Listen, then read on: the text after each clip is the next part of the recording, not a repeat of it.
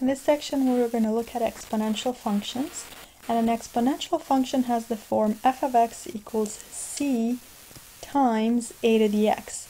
Just like from before, we focused on linear functions where we had the form f of x equals mx plus b.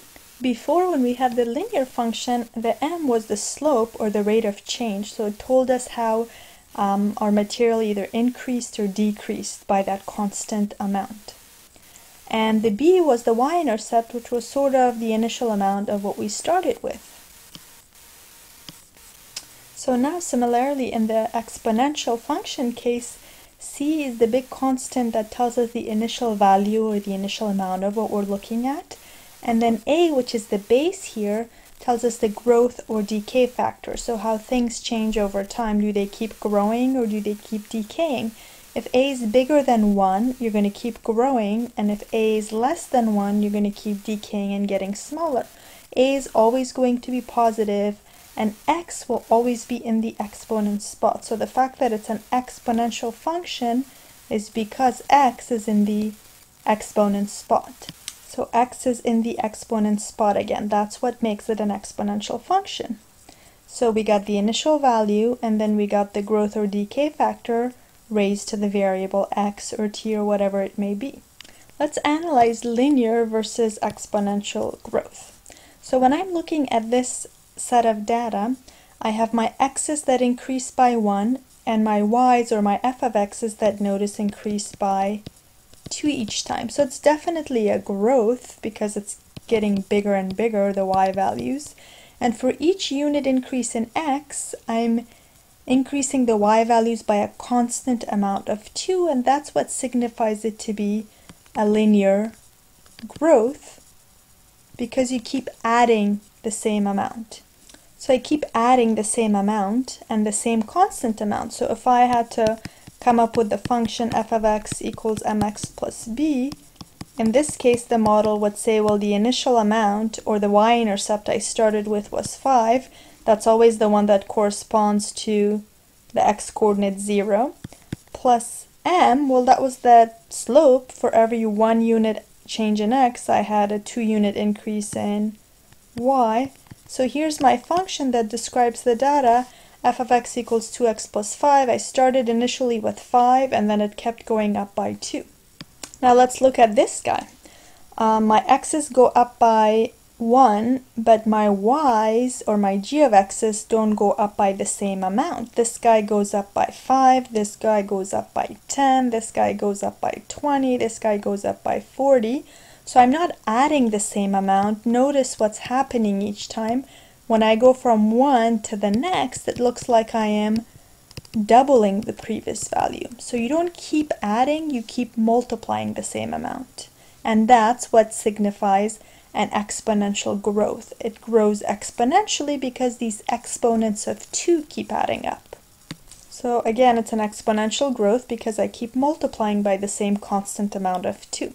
So I would think f of x equals c times a to the x would satisfy this model or this equation, and actually I should call it g of x because they're calling it g of x. So g of x is going to be equal to, well, c is that initial amount. C is always your y-intercept, what corresponds to the x value of 0 on your chart. So 5 is what I started off with, and then the base that kept getting multiplied over and over and over, in this case was 2 raised to the x. So my function is g of x equals 5, 2 to the x. Like if x, let's say, is equal to 4, let's test it out. 2 to the 4 is 16, 16 times 5 is 80. Determine if this is linear or exponential data and find the equation for it. So my x's are going up by 1, and notice my y's are not going down by the same constant amount. It's not like I'm subtracting the same thing. So I'm not subtracting the same constant each time, so this can't be linear data. The other thing to notice is that it keeps going down, so it must be not a growth but a decay. So since y's go down, it must be a decay, and it means that maybe we're multiplying by a number less than 1 each time because it's a decay now. So let's notice the pattern. from 64 to 16, from 16 to 4, from 4 to 1, from 1 to 1/4. It keeps getting smaller, and it basically looks like I'm dividing things by 4. Each time I divide by 4, I get to the same number. Well, if I'm dividing by 4, it's the exact same thing as if I am multiplying by 1/4. Division by 4 is the same as multiplying by 1/4. So I keep multiplying by 1/4. So if I'm multiplying by 1/4 over and over, it must be an exponential decay in this case. So I'll have f of x equals c, what I started with as the y-intercept, a to the x, and what I started with as the y-intercept, remember it's always the value associated with x equals 0, is 64 times the base is that thing that I keep multiplying over and over, which in this case is 1/4, raised to the x. Let's quickly test it out. What if x is equal to 2? Do I get what I'm supposed to get right here?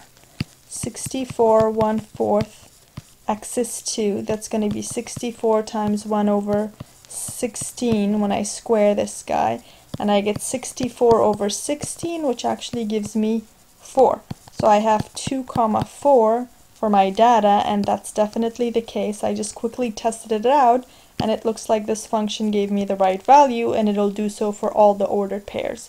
If I let x be 0, 1/4 to the 0 is gone, and I get 64 times 1, which is a 64. When we graph exponential functions, which of course are of this form with the x being in the exponent spot, if it's a growth where a is bigger than 1, it's going to be an increasing graph. So as I go left to right, I keep going up and up and up.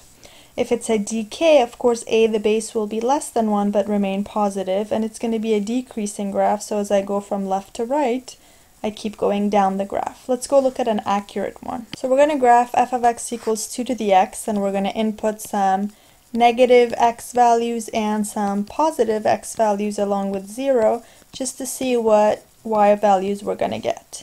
So notice if I have negative exponents, I'm going to get reciprocals 1 over 2 cubed, which is 1 over 8, which is 0.125, and so forth. So for all the negative x values, I got some small y values. And as my x values got bigger and bigger, my y values got bigger and bigger, because of course the base is bigger than 1, and it's going to be an increasing function. Let's go plot them. So when I get a more accurate graph, on the right it exponentially grows and shoots up in the air, and on the left it keeps getting smaller and smaller. And no matter how small of an x value I put, like even if I put negative 1,000, I'm going to have 2 to the negative 1,000, which is 1 over 2 to the 1,000, which is a really tiny positive number. So no matter what I do, even if it's a negative number large in absolute value, I'm still going to get a positive tiny number. So the exponential function never ever crosses the x-axis, and it actually has what's called an asymptote. It has a horizontal asymptote, which has equation y equals 0. So kind of like rational functions, the exponential function also has an asymptote. In this case, the x-axis acts like a border, and it can't touch the x-axis. So no x-intercepts, just a y-intercept for the exponential function. Notice the domain of the exponential function. This keeps going to the left, of course not touching the x-axis like mine looks like it does. It shouldn't. And keeps going to the right as well as it goes up. So the domain is from negative infinity to positive infinity, all real numbers.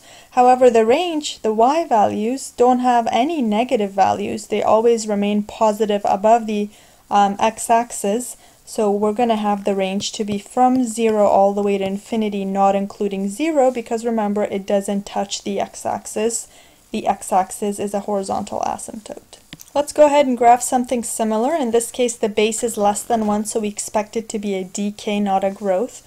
I'm plugging in the exact same values just to see what will happen. So notice what we got here. When I put in a negative 3, it made the inside become reciprocal 2 over 1 to the positive 3. Remember, negative exponents make things reciprocal.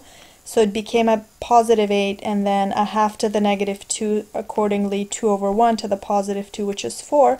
So for small x values, the y values are getting bigger and bigger, and for big x values, the y values are getting smaller and smaller, hence creating a decay or a decreasing function. Let's go graph. So we've got a decreasing function going down as we go to the right.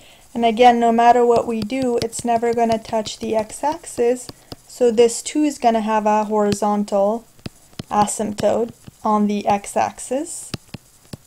And the domain again is all real numbers, and the range is only the positive y values, which is very similar to this exponential function.